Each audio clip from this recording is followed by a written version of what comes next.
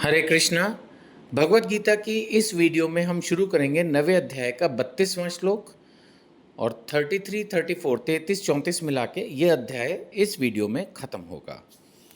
32वें श्लोक में भगवान बता रहे हैं, हे पार्थ, जो लोग मेरी शरण ग्रहण करते हैं, जो भी अगर एक बार उसने भगवान की शरण ग्रहण की तो वो परम धाम को प्राप्त होगा। भगवान कह रहे हैं, जो लोग मेरी शरण ग्रहण करते हैं वे भले ही निम्न जन्मा स्त्री हो, वैश्य कोई व्यापारी हो, शूद्र श्रमिक हो, वे परम धाम को प्राप्त होते हैं। अब ये भगवान ने ऐसे 2-3 एग्जाम्पल लिए, लेकिन मैं तो ये कहूँगा कि आप इन एग्जाम्पल्स को इग्नोर करो। सिंपल भगवान ने जो घोषणा की है उसको सुनो। भगवान ने कहा, जो मेरी शरण ग्रहण करते हैं वे मेरे परम धाम को प्राप्त होते हैं। ये भवसागर भगवान ही पार करवाएंगे, मोक्ष भगवान ही दिलवाएंगे। कल भी एक छोटी वीडियो मैंने बनाई थी जिसमें ये बात हुई कि जो लोग भक्ति करते हैं वो परिवार की पूरी सेवा करते हैं। ऐसा नहीं कि वो मतलबी होके बस बैठ गए हैं वृंदावन में या किसी अच्छे धाम में जाके और बस अपना नाम का जप कर रहे हैं। वहाँ भी कुछ लोग चले जाते हैं, बट उनकी शायद कुछ ना कुछ पारिवारिक सिचुएशंस ऐसी होती होंगी। लेकिन आम तौर पर जो अच्छे भक्त हैं वो तो इसी समाज में रहकर भक्ति करते हैं, धैर्य का पालन करते हैं, अपने परिवार को, अपने जो है खानदान और आगे जहाँ तक हो सके सबको भक्ति के लिए प्रेरित करते हैं। ऐसे होते हैं असली भक्त। तो इसीलिए भगवान कह रहे हैं कि जो मेरी शरण ग्रहण करता है वो मेरे परम धाम को प्राप्त करता है, इसमें कोई डाउट नहीं होना चाहिए। तो भगवान ने 2-3 एग्जाम्पल भी लिए, जैसे मैंने कहा उसमें उन्होंने स्त्री, वैश्य और शूद्र आदि की बात की। बोला सबको धाम की प्राप्ति होती है। फिर 33वें श्लोक में कह रहे हैं, फिर धर्मात्मा जो ब्राह्मण है, भक्त है और राजर्षि यानी कि राजा जो ऋषि के समान है, इनका तो कहना ही क्या है। अतः इस क्षणिक दुख में संसार, देखो भगवान ने पहले भी 8वें अध्याय में दुखाल्यम अशाश्वतम कहा था कि ये जो दुनिया है ये दुखाल्यम है, अशाश्वतम है, क्षणिक है। और यहाँ फिर से कह दिया, इस क्षणिक दुख में संसार में आ जाने पर मेरी प्रेमा भक्ति में अपने आप को लगाओ। दूसरे अध्याय के 14वें श्लोक में भी भगवान ने कहा था कि विचलन होती है बट इसको सहन करना सीखो। चौथे अध्याय के 34वें श्लोक में भी कहा था, गुरु के पास जाओ, सेवा करो, जिज्ञासा के साथ प्रश्न करो। यहाँ पर भी भगवान कह रहे हैं कि इस क्षणिक दुख में संसार में आ जाने पर मेरी प्रेमा भक्ति में अपने आप को लगाओ। कई बार मन नहीं लगेगा। आप छोटे बच्चे को नहीं बोलते हो, वो बोलते हैं मेरे को पढ़ने का मन नहीं कर रहा है, खेलने का मन कर रहा है, तो आप क्या बोलते हो? अरे बैठ, पढ़ाई कर, एग्जाम है तेरे, स्कूल जाना है। वो बोलेगा मेरे को स्कूल जाने का मन नहीं है, तो आप उसको नहीं समझाते।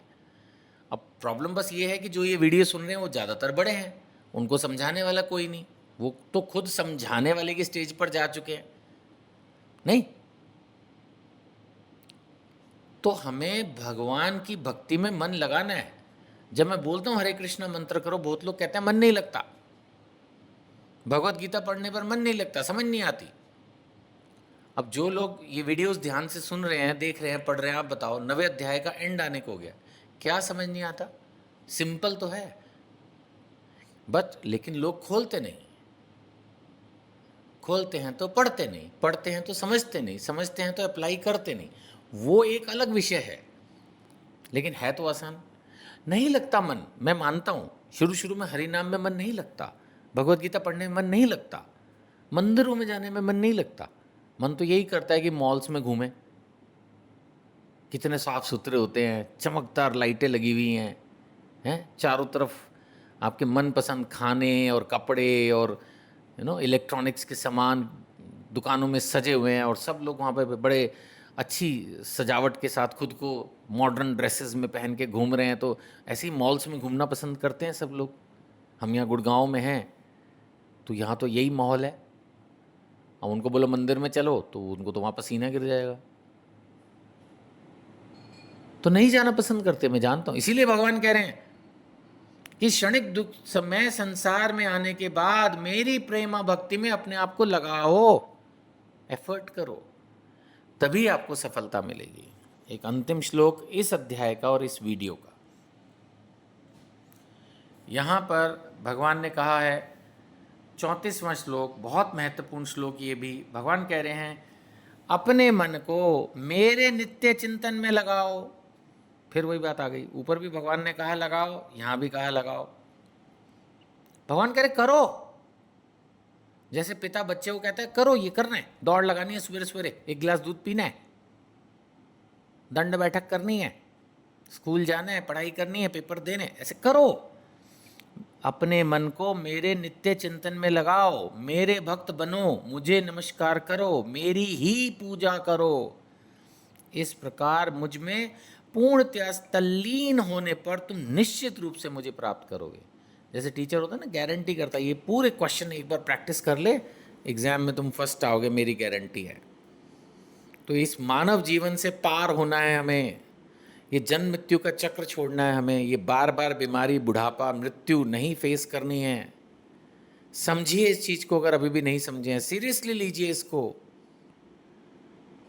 तो हमें भक्ति करनी होगी, हरि नाम लेना होगा, वैष्णव गुरु से दीक्षा लेनी होगी, भक्तों का संग करना होगा, थोड़ी तपस्या करनी होगी, करनी ही होगी। और ऐसा नहीं है कि दुख होगा, आंसू गिरेंगे, इसमें जो आनंद मिलेगा, भक्ति का आनंद ही अलग है। आप करके तो देखो, मेरे कहने पे करके देखो। प्रभुपाद जी ने गीता लिखी है, उनके कहने पर लिखो। भगवान ने गीता कही है, उनके कहने पर कर लो। करो मेरे भाई, करो। हरे कृष्ण कृष्ण कृष्ण हरे हरे, हरे राम राम राम हरे हरे।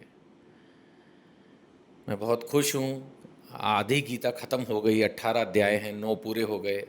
आप भी जो पहले अध्याय से, पहले श्लोक से ध्यान से पढ़ रहे हैं, आज 50% गीता हमने पढ़ ली, समझ ली।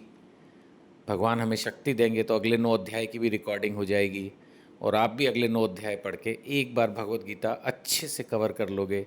और फिर आपने लग जाना है इस दुनिया को, इस भगवत गीता के संदेश को देने में।